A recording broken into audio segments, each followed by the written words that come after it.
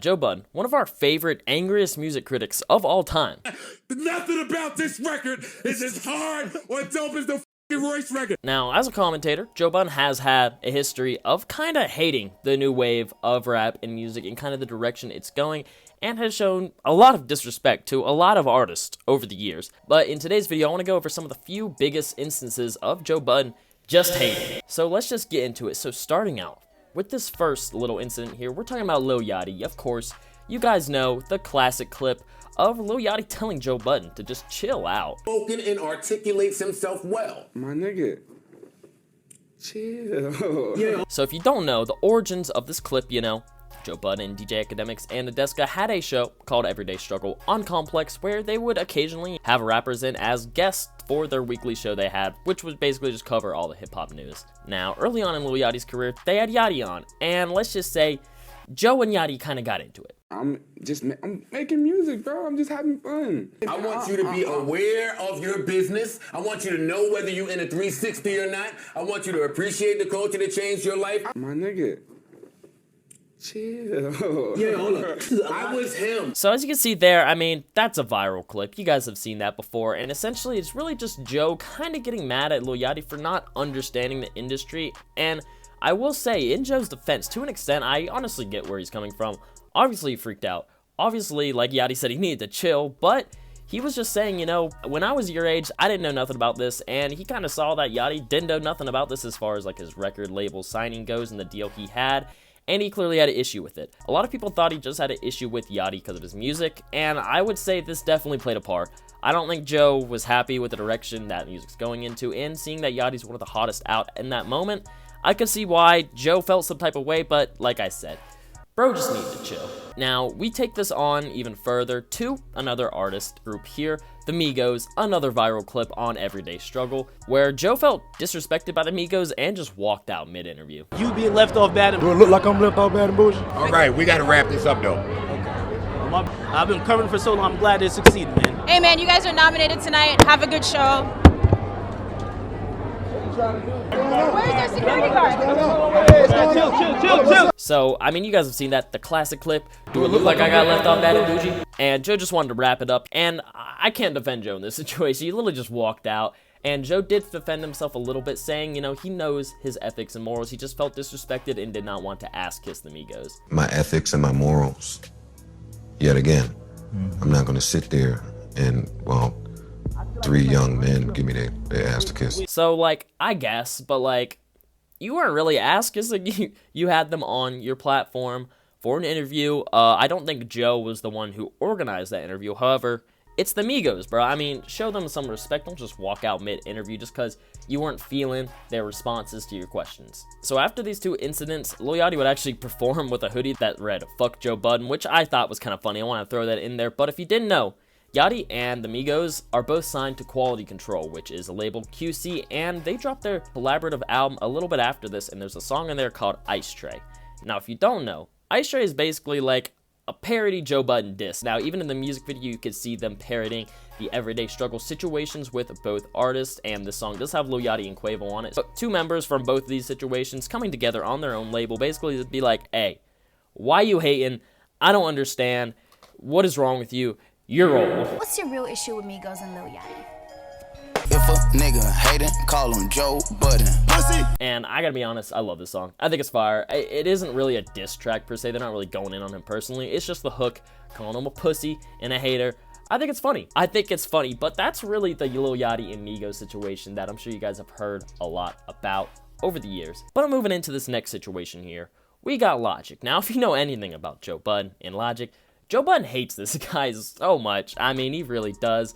And the public altercations for this started when Logic dropped his song, well, it was French Montana's song, featuring Logic with A$AP Rocky and Juicy J called Twisted. Joe Budden read the lyrics of Logic's verse, played the verse, and was like, "You are the worst rapper to ever grace a microphone." Logic, you are easily one of the worst rappers to ever grace a microphone. I'm gonna be honest with you. I don't know what they tell you at Def Jam. Yeah, I know man. you sold a lot of records. Don't do that. I know you. There's worse rappers than Logic. I know you sell out. No, there's not. I know you sell out a whole bunch of tours, and I know just how successful you are. I have to be honest.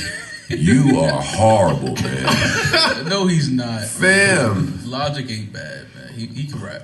So this was a little harsh, and, you know, I will say with Joe, he knows what he's doing. Everyone knows that Joe knows what he's doing if you really watch him. He knows he's being hateful. He knows he's doing the most. He knows he's being extra. However, that's just what he does. And he does kind of give himself excuses and, you know, give the artist the benefit of the doubt sometimes. But not Logic. Really, not Logic. And Logic responded to this on a Twitch stream, and he was kind of trolling and read the lyrics to Joe Budden's hit, Pump It Up, basically making fun of the lyrics for that. Here's a Joe Budden song. I'm going to read it word for word like he read mine. Pump, pump, pump, pump, pump, pump, pump, pump, pump, pump, pump, pump it up. Pump, pump, pump, pump, pump, pump, pump, pump, pump, pump, pump, pump it up. Pump, pump, pump, pump. This is exact. Pump it up. We gon' do it like Look, pump it up if you came to get crunk with a dame and shit that's drunk. Well, first of all, that's trouble. That's trouble, Mr. Budden. The whole point Logic was trying to make is that if you read the lyrics in a certain way and frame lyrics in bars in a certain way, you can make it sound dumb. That's the point Logic was trying to make. Logic actually likes the song Pump It Up, but that's what he felt. And Logic even elaborated on Rory and Mal's podcast, which they were part of Joe Budden's podcast, then split off after because of issues in the podcast. I wonder why. But Logic's reaction was basically saying that he thought his career was, like, over. Joe Budden said, Logic is the worst rapper to ever grace the microphone in the history of hip-hop. Those words came out of his mouth. We were sitting next to him, I remember. I read this, and my heart rate explodes. And I'm like, oh, my God. And I go out, and I'm at, like, the Garden. And everyone's, like, rapping my lyrics and shit, whatever.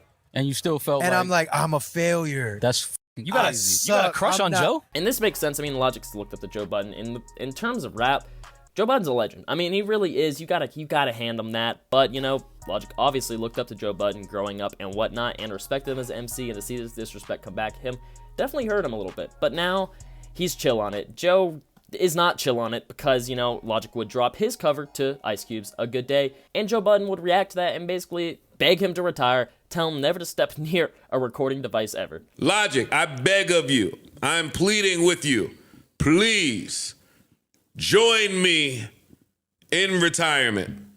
Never step near a recording device again. Throw your phone in the ocean. Be allergic to microphones. Promise your fans nothing. Don't go to the studio ever again. You are the worst, yo.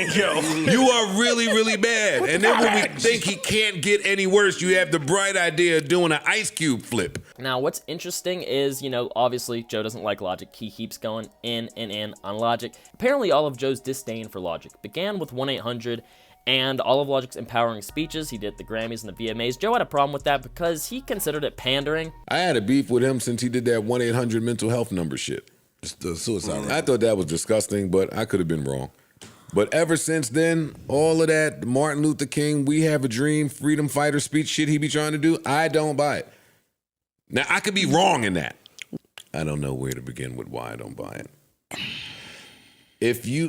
I think that if you have to do so much pandering to make someone believe it, then I think you're trying to make yourself believe it. And if you're trying to make yourself believe it, then I think that maybe you had trouble with identification growing up. Now, I will say Joe did give Logic the benefit of the doubt a little bit here. He did say, I could be wrong. You know, he might not be pandering. This might just be who he is. However, why are you going to assume it's pandering? I mean, if you know anything about Logic and have followed him for his professional career and whatnot, you would know that, come on.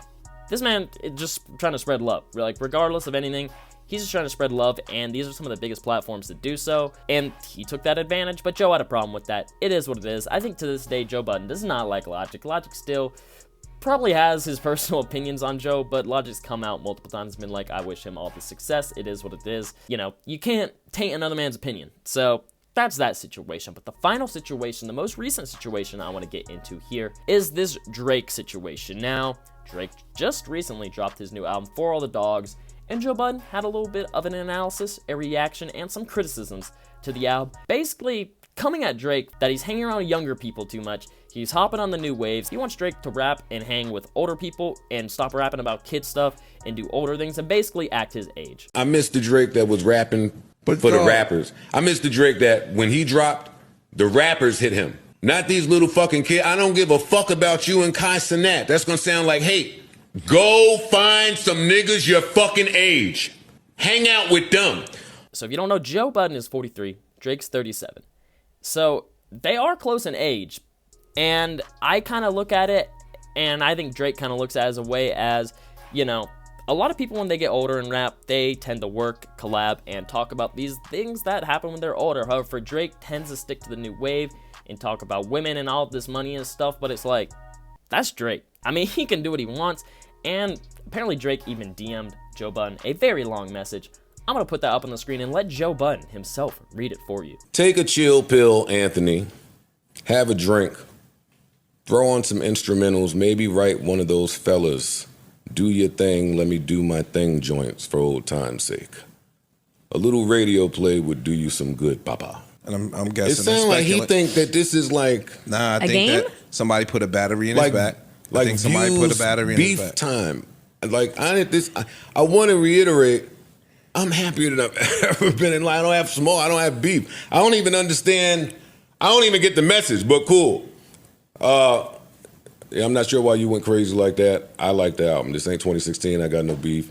Get your shit off, though. As a matter of fact, nobody's happier for you than me. That's what you said. Yeah. Because you bringing up my friends and the bitches I fuck like you know anything about that. Keep it music. I don't give a fuck what you listen to in your free time because the people's opinion I care about don't have free time. See, still, it's another jab. Why do he feel like the need, like he don't, not only do you not have to do this right now, but it don't work on me. I don't know if people know that about me, that this type of stuff don't work on me, but it's fine. I don't even understand that. I'm lost. I also don't care if you like or dislike something, but don't talk about my life and shit like you trying to plant some seed or paint some narrative and turn people against me. Okay.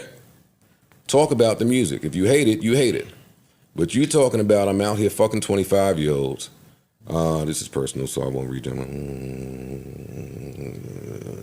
That shit feels malicious to me, and I don't do well with that. Your nerd co-host can sit and talk about gangster this and that, but you know how we get down, so keep it journalistic, jabronis. I never even read the end of that. Jabronis. So that was a lot to unpack, but I mean, shit. I'm gonna have to agree with Drake. Yes, he was a little harsh, but I mean, that's what Joe does. Joe can have agreeable or disagreeable points, but almost every time, he's just goes extra in on it. And I feel like Drake gave him a taste of his own medicine with this. Joe clearly had an issue with that and him being rude and saying that his blood's boiling, but it's like, Joe, this is what you've been doing to people for years. Drake literally just did it back to you to troll you, and I don't think he realized. I really don't think he realized, but maybe he did, maybe he didn't. But throughout these situations, it's clear Joe Budden having a fulfilling rap career, moving into the podcast, commentator, media space in hip-hop, you know, Joe Budden is very smart. He's been through a lot, he's experienced a lot, he's seen a lot, and honestly, he's trying to help out a lot of these people, but like I've been saying, he does way too much. He lets his personal opinion get in the way and kind of just disrespects people because of that. You know, it gets ratings, it gets viral moments on the internet. Joe knows what he's doing, it puts money in his pocket, it pays the bills, I get it. It is what it is, but at the end of the day, Joe Budden, I don't hate you, you know? I don't care. You could say whatever the fuck you want about literally anyone. It's like, that's not me. If you have something to say about me, cool too, because I'm not nearly as experienced or in the culture as you have been. You are a legend. I respect you, but you be disrespecting some of my favorite artists too, and I think a lot of people can agree with that. But I kind of wanted to get in this video and take you on a little stroll through Joe Budden and his hateful activity as a hip-hop and music commentator. So, if you guys enjoyed watching, make sure you like, subscribe to the bell so you don't miss any videos, updates, anything like that. Go in the description, follow my TikTok, my Spotify, my Twitter, my Instagram with that weekly updated New Music Friday playlist, and join my Discord down there too. And yeah, it's been Bryce. with the hot shit, all they do is talk shit. You can never top it, boy, just stop. High-end drunk, call that HD vision. All these other motherfuckers full of indecision. These are flowing through your city like drug money. Made a meal off rap, fuck drug money. And now you hit me like I got you whatever you need. But deep down,